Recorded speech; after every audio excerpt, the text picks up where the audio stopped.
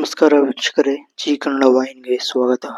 ಕಲಬುರಗಿಯಲ್ಲಿ ಸಾರ್ವಜನಿಕರನ್ನು ಬೆಚ್ಚಿ ಬೀಳಿಸಿರುವ ಮಹಿಳಾ ಕಳ್ಳಿಯರ ಗ್ಯಾಂಗ್ ಕುರಿತಾದ ಸಂಪೂರ್ಣ ವಿವರವನ್ನ ಈ ವಿಡಿಯೋದಲ್ಲಿ ತಿಳಿಯೋಣ ಬನ್ನಿ.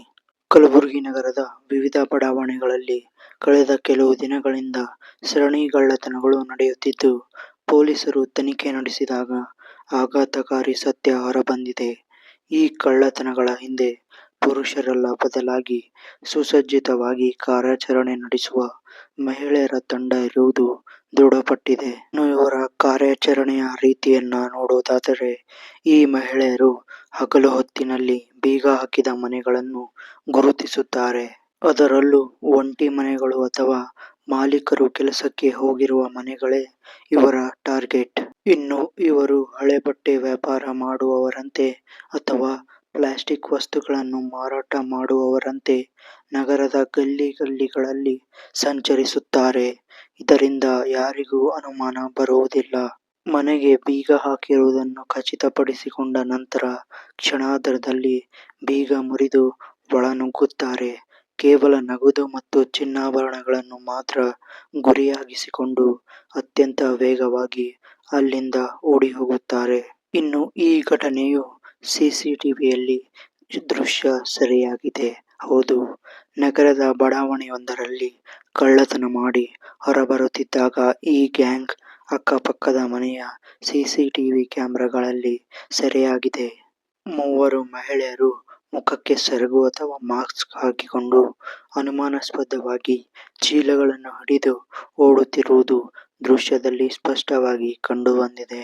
ಇನ್ನು ಇದಕ್ಕೆ ಪೊಲೀಸರ ಕ್ರಮವನ್ನ ನೋಡುವುದಾದರೆ, ಈಗಾಗಲೇ ಕಲಬುರಗಿಯ ವಿವಿಧ ಪೊಲೀಸ್ ಠಾಣೆಗಳಲ್ಲಿ ಬ್ರಹ್ಮಪುರ ಮತ್ತು ರಾಘವೇಂದ್ರ ನಗರದ ಭಾಗದಲ್ಲಿ ಮನೆ ಕಳ್ಳತನದ ದೂರುಗಳು ದಾಖಲಾಗಿವೆ.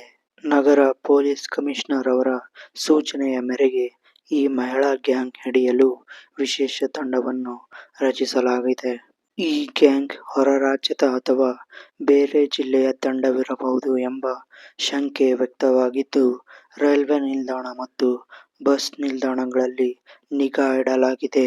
ಇನ್ನು ಸಾರ್ವಜನಿಕರಿಗೆ ಪೊಲೀಸರು ಕೆಲವು ಎಚ್ಚರಿಕೆಗಳನ್ನ ನೀಡಿದ್ದಾರೆ.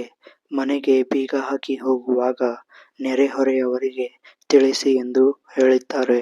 ಮತ್ತು ಅಪರಿಚಿತ ಮಹಿಳೆಯರು ಏನನ್ನಾದರೂ ಮಾರಾಟ ಮಾಡಲು ಬಂದರೆ ಅಥವಾ ಕುಡಿಯಲು ನೀರು ಕೇಳಿ ಬಂದರೆ ಜಾಗರೂಕರಾಗಿರಬೇಕು ಎಂದು ಹೇಳಿದ್ದಾರೆ.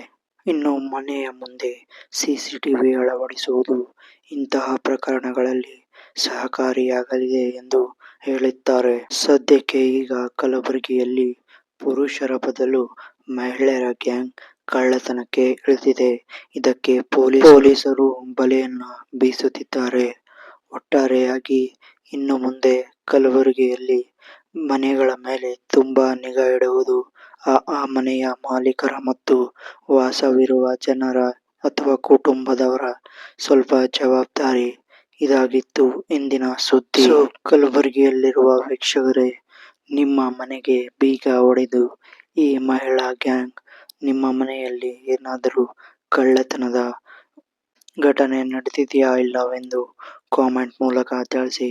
ಮತ್ತೊಂದು ಹೊಸ ಸುದ್ದಿಯೊಂದಿಗೆ ಸಿಗ್ತಾ ಇರೋಣ. ನಮಸ್ಕಾರ.